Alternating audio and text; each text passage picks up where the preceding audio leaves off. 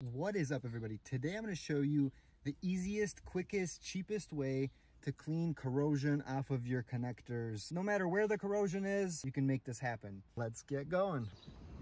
Okay, so we're replacing one of these small fuse boxes in the front here. We already did this one right here. All of these had a ton of corrosion. Main trick here is baking soda, cleaning vinegar, and some salt. You mix these together.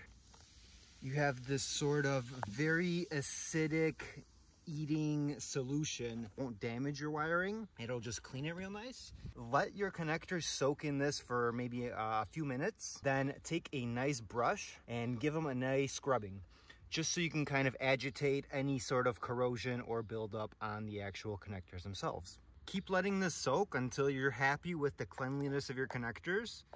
This will melt some of the rust. It'll melt this sort of blue style corrosion here. So that's the trick right here, guys. I hope I helped you guys out. If you enjoyed this, if this was helpful in any way, shape, or form, hit the subscribe button. I'll get more motivated to start releasing little shorts, DIY snippets that help me out in my world. And if they can help me out in my world, I know they will help you guys out in your world. Thanks for watching. And as always, good luck on your project.